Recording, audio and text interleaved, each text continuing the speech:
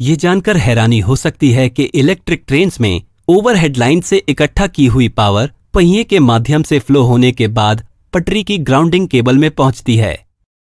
3 face वाला power conversion, regenerative braking और zigzag overhead lines, ये सभी इलेक्ट्रिक ट्रेन के तकनीक को काफी अनोखा बनाते हैं। आइए सबसे सिंपल पॉसिबल डिजाइन से शुरू होने वाली इलेक्ट्रिक ट्रेन्स के पीछे के सभी इंजीनियरिंग रहस्यों को समझते हैं। इलेक्ट्रिक ट्रेन का सबसे सिंपल वर्जन यहां दिखाया गया है। यहां एक single sliding wire overhead line से इलेक्ट्रिक पावर इकट्ठा करती है। ये power single phase induction motor को दी जाती है। इंडक्शन मोटर का रोटर व्हील से जुड़ा होता है। सर्किट को पूरा करने के लिए इंडक्शन मोटर का दूसरा टर्मिनल जमीन से संपर्क में होता है। जमीन से यह संपर्क इसलिए पॉसिबल है क्योंकि वायर को पहले व्हील से एक्सल ब्रश के जरिए जोड़ा जाता है। व्हील हमेशा पटरी के संपर्क में रहता है और पटरी इस तरह जमीन से संपर्क में रहती है जैसा कि दिखाया गया है। आप देख सकते हैं कि OHL से जमीन पर करंट कैसे पास होता है। यह पहले इंडक्शन मोटर, फिर एक्सल ब्रशेस, फिर पहिया और अंत में पटरी और जमीन से होकर गुजरता है। जब करंट पास होता है तो इंडक्शन मोटर का रोटर पहियों के साथ घूमता है। हालांकि एक घूमने वाला पहिया आगे बढ़ेगा, जिसका मतलब है कि अगला ग्राउंडिंग सर्किट पिछले एक से बहुत कम दूरी पर होना चाहिए। अब कुछ एक्सल ब्रश के डिटेल्स देखते हैं। एक्सल ब्रशेस को घूमने वाले पहिए में फिट किया जाता है और इन कार्बन ब्रशेस के माध्यम से पहियों में करंट को ट्रांसफर किया जाता है जो व्हील एक्सल से जुड़ी डिस्क पर स्लिप होते हैं। फिर से ये एक इलेक्ट्रिक ट्रेन का सबसे सरल वर्जन है। आइए अब इस डिजाइन में सुधार करें और अपनी ट्रेन को और ज्यादा फंक्शनल बनाएं। ओवरहेड लाइन में इस्तेमाल किए जाने वाला वोल्टेज 25 किलो वोल्ट है, जो एक बहुत बड़ा वोल्टेज है। मोटर्स को चलाने के लिए बहुत कम वोल्टेज की आवश्यकता होती है। इस कारण से हमें इसे स्टेप डाउन ट्रांसफार्मर में फीड करने की आवश्यकता होती है, जो वोल्टेज को डिजायर्ड लेवल पर बदल देता है। ओवरहेड लाइन से पावर सप्लाई शुरू में ट्रांसफार्मर के प्राइमरी से गुजरती है और यहां ग्राउंडिंग के कारण सर्किट पूरा हो गया है। ट्रांसफार्मर की एक्शन के कारण सेकेंडरी वाइंडिंग में करंट इंड्यूस होगा और कम वोल्टेज पावर मोटर को फीड किया जाएगा। ट्रेन की तरह उच्च ट्रैक्शन के लिए मोटर को एक हाई टॉर्क का सप्लाई करना चाहिए।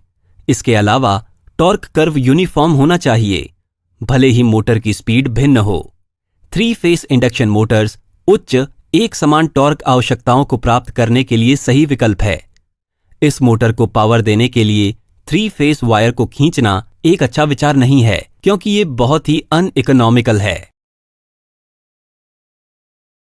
इसलिए सिंगल फेस सप्लाई को 3 फेस सप्लाई में बदलने के लिए रेक्टिफायर और इन्वर्टर का इस्तेमाल किया जाता है। एक rectifier single phase AC power को DC पावर में परिवर्तित करता है और फिर इन्वर्टर DC पावर को 3 फेस AC पावर में परिवर्तित करता है। अब ये इंजन पटरी के ऊपर चलने के लिए तैयार है। अगर हम मोटर शाफ्ट और व्हील एक्सल के बीच कुछ गियर रेशियो के साथ एक ट्रांसमिशन सिस्टम जोड़ते हैं तो हम टॉर्क आउटपुट को और बढ़ा सकते हैं। इस पॉइंट पर हमने जो इंजन बनाया है वो एकदम सही लगता है। हालांकि अगर हम इस इंजन से कई कोचेस को जोड़कर एक पूरी ट्रेन बनाते हैं तो ये बिल्कुल स्पष्ट हो जाएगा कि हमने जो सिंगल मोटर इंजन विकसित किया है उसमें इन सभी कोचेस को खींचने के लिए सफिशिएंट पावर नहीं है। तो आइए इंजन को और अधिक शक्तिशाली बनाने के लिए और अधिक मोटर व्हील पेयर्स जोड़ते हैं। एक इंजन बोगी का कंस्ट्रक्शन 3 फेस इंडक्शन मोटर्स के साथ किया गया है। जाहिर है 3 जोड़ी पहियों को चलाने के लिए एक इंजन में आमतौर पर ऐसे 2 इंजन बोगीज का इस्तेमाल किया जाता है। इस पूरे इंजन में आप देख सकते हैं कि ट्रांसफार्मर और रेक्टिफायर कैसे पोजीशन्ड हैं। अब तक इस वीडियो में हमने दिखाया है कि कैसे हम सिंगल हैंगिंग वायर का इस्तेमाल करके ट्रेन में पावर ट्रांसफर करते हैं। हालांकि ये तरीका प्रैक्टिकल नहीं है। कभी कभी ट्रेन और ओवरहेड लाइन के बीच की दूरी को समान रखना संभव नहीं होता है, जिसका मतलब है कि उचित पावर कलेक्शन के लिए एक हाइट वेयरिंग मैकेनिज्म का इस्तेमाल किया जाना चाहिए। पैंटोग्राफ्स इस कार्य को पूरा करते हैं। एक आधुनिक पैंटोग्राफ इस तरह दिखता है।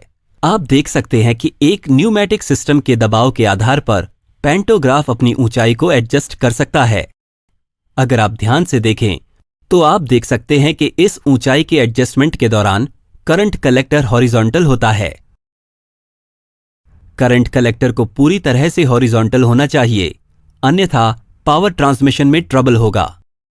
हमें उम्मीद है कि इस एनिमेशन से आप समझ सकते हैं कि करंट कलेक्टर हमेशा हॉरिजॉन्टल क्यों रहता है। इसके बारे में अधिक जानकारी के लिए कृपया हमारे पैंटोग्राफ के बारे में डिटेल्ड वीडियो को देखें। अब पैंटोग्राफ को कार्य करते हुए देखते हैं। अगर किसी कारण से पैंटोग्राफ वायर से अपना कनेक्शन खो देता है तो ट्रेन अपने उच्च मोमेंटम के कारण कुछ किलोमीटर के लिए अपना फ्री रन जारी रखेगी। क्या आपने कभी सोचा है कि ओवरहेड लाइन जिग-जैग तरीके से क्यों खिंचती है? ये अरेंजमेंट ये सुनिश्चित करती है कि पैंटोग्राफ का कलेक्टर हेड कांस्टेंट संपर्क के पॉइंट पर ओवरहेड वायर को नहीं छूता है। इस व्यवस्था के कारण वेयर एंड टेयर कम से कम होती है। हम इंडक्शन मोटर सप्लाई की फ्रीक्वेंसी को बदलकर स्पीड को नियंत्रित कर सकते हैं। ये रेक्टिफायर और एक इन्वर्टर द्वारा पूरा किया जाता है। ड्राइवर फ्रीक्वेंसी को बदलने के लिए लीवर को एक अलग नॉच पर सेट करता है और इसलिए मोटर की स्पीड उसी के अनुसार होती है। एक्सेलरेशन के बाद ट्रेन के लिए सबसे महत्वपूर्ण पहलू रुकना है। ये कैसे पूरा किया जाता है? क्या हमें इंडक्शन मोटर्स को बंद कर देना चाहिए? अगर ऐसा है तो ट्रेन कई किलोमीटर तक पटरियों पर चलती रहेगी जब तक कि वो रुक न जाए। एक और विचार ये है कि हम इलेक्ट्रिकल ब्रेकिंग लगा सकते हैं। एक साधारण इंडक्शन मोटर में रोटर की स्पीड आरएमएफ के स्पीड से कम होती है। हालांकि सप्लाई फ्रीक्वेंसी को कम करके हम इस कंडीशन को उल्टा कर सकते हैं। दिलचस्प बात यह है कि जब आरएमएफ की स्पीड रोटर की स्पीड से कम होती है, रोटर बार्स में इंड्यूस्ड करंट की दिशा रिवर्स हो जाती है। ये रोटर पर ऑपोजिट दिशा में इंड्यूस्ड टॉर्क को अंजाम देता है। ये एक परफेक्ट ब्रेक है, बिना मेटल टू मेटल के संपर्क वाला ब्रेक। इस फेज के दौरान मोटर जनरेटिंग मोड पर चलती है। हालांकि ये ब्रेकिंग मेथड अपनी पटरियों पर ट्रेन को पूरी तरह से नहीं रोक सकती है, क्योंकि रीजनरेटिव ब्रेकिंग कम स्पीड पर काम नहीं करती है। यानी ये ट्रेन को धीमा कर सकती है, लेकिन इसके बाद आपको ट्रेन को पूरी तरह से रोकने के लिए न्यूमैटिक ब्रेक्स लगाने होंगे। ये एक अलग तरह का मैकेनिकल ब्रेक है। यहां स्प्रिंग का फोर्स और कंप्रेस्ड एयर फोर्सेस ऑपोजिट दिशाओं में पिस्टन पर काम कर रहे हैं। दिलचस्प बात यह है कि जब ड्राइवर सिलेंडर से हवा छोड़ता है तो खींची हुई स्प्रिंग पिस्टन को पहिए की ओर खींचती है और ब्रेक लग जाती है। ये ब्रेक सिस्टम हवा के लीकेज या टूटे हुए कंप्रेसर को सुरक्षा प्रदान करता है। प्रेशर रिलीज होते ही ब्रेक अपने आप लग जाती है।